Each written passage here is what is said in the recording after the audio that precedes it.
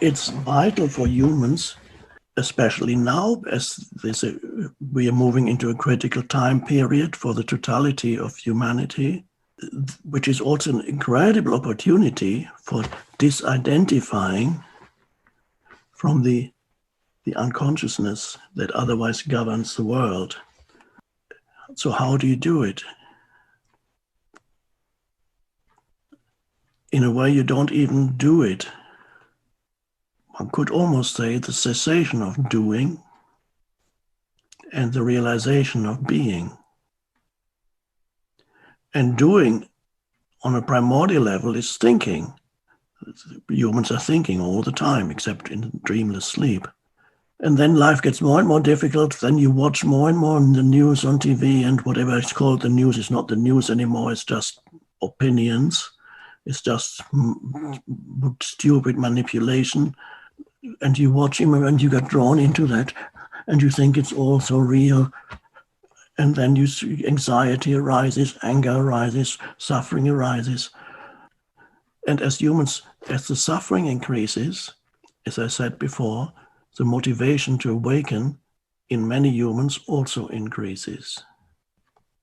And then the state of consciousness with which you meet the external situation changes, which means how the way in which you experience an external situation changes. What subsequently happens on an external level is also to a large extent determined by your state of consciousness in the present moment. What subsequently happens in the so-called future, which never comes, because you can only experience the future as the present moment, so you can never experience the future except as a thought form. You cannot actually say, oh, there it is, because the moment you say there it is, it's the present. So if you meet a difficult situation or a difficult person in a state of consciousness that is not reactive, but in an awakened state of consciousness, which means present, then it changes also the situation, the external situation. If you're unconscious, you face an external situation and you amplify the problem by your unconscious reactivity of the egoic self. It feels threatened in the situation, has a numerous anxiety.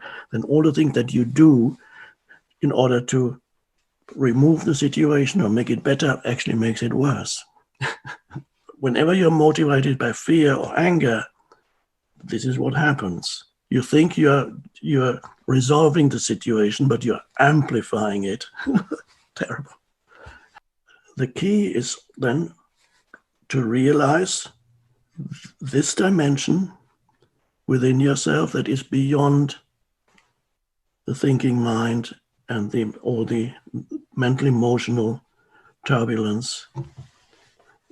And this happens very easily when your mind, your thinking mind, subsides. Now, what remains? A sense of presence, a sense of beingness.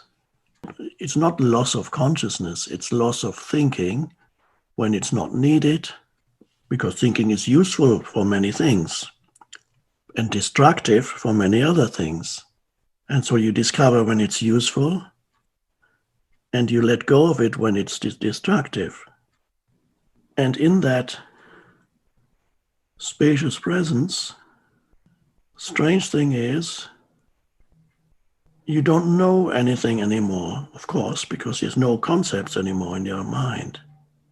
And yet, that is the essence of who you are, this beingness or presence.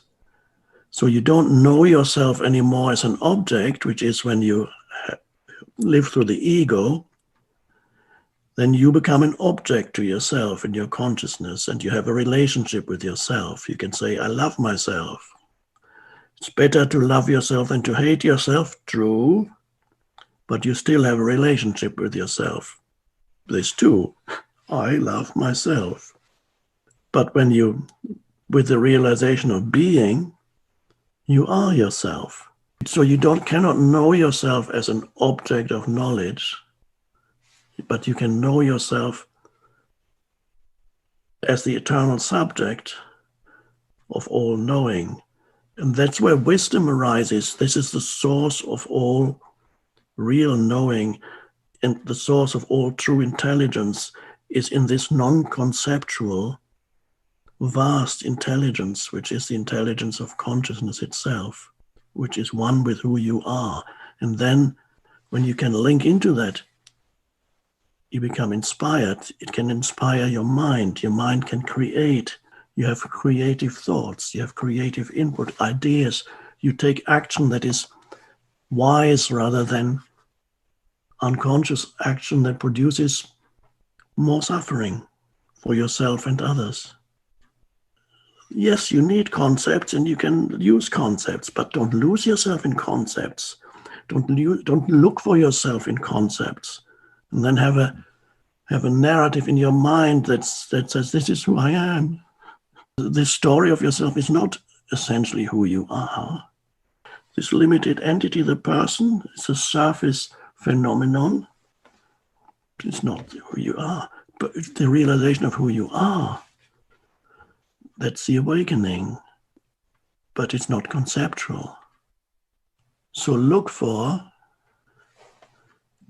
the cessation of thought. Look for it in little moments.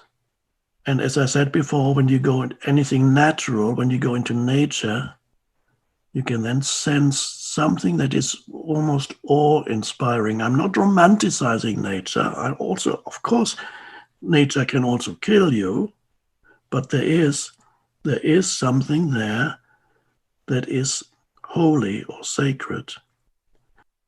It's not impossibly difficult. What I am suggesting is the most important task in your life. This is the task of realizing the transcendent dimension to who you are. Very simply by realizing that you do not have to think all the time. That there's always a possibility in yourself, it's just waiting to be discovered. You are waiting to be discovered, so to speak. That dimension is always there. The moment thinking subsides, you feel that stillness. It's another word you can use. I wrote a little book called Stillness Speaks. The first sentence in the book, if I remember correctly, is, you are never more essentially yourself than when you are still. You are still when the mind subsides, but awareness is not lost. In fact, awareness has grown. You are essentially not a person. You are the consciousness of the universe, disguised briefly as a person. But the consciousness of the universe wants to realize itself through you, or even an animal. You can look at an animal without always having to label it, and you just look or touch or listen. And it also is a manifestation of the one consciousness. But even the dog or the cat, they are still more deeply rooted in the beingness of themselves than humans. Humans have gone out a long way, lost themselves in mental abstractions. But it's all fine. It always was meant that way. But what's necessary now is the next step, the shift in consciousness. And it's a great opportunity now, especially if you want to first avoid further suffering for yourself and avoid contributing to the suffering of the world or humanity. Because there is, at the present time, an increasing craziness in the energy field. You can either become part of it and contribute to it, or you begin to dissolve it in yourself. So the key is become aware of yourself as a conscious presence.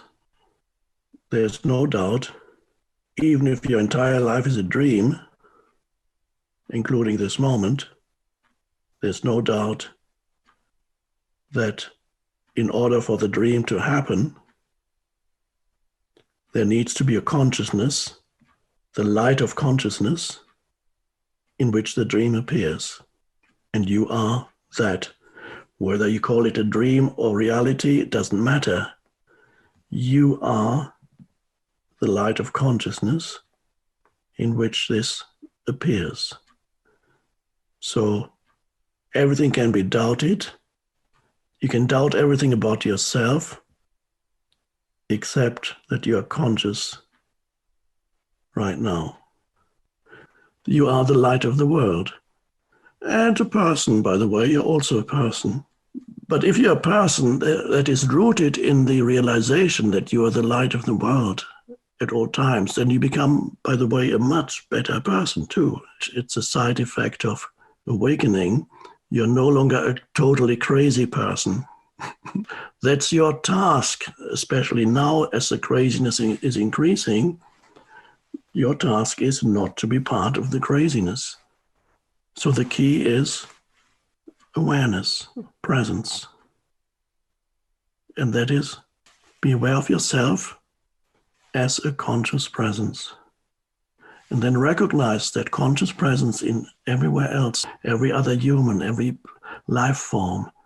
You can sense there too is the same conscious presence in a different, one could say different vibrational frequency. But you have to become still. Thinking needs to subside, if only for a moment.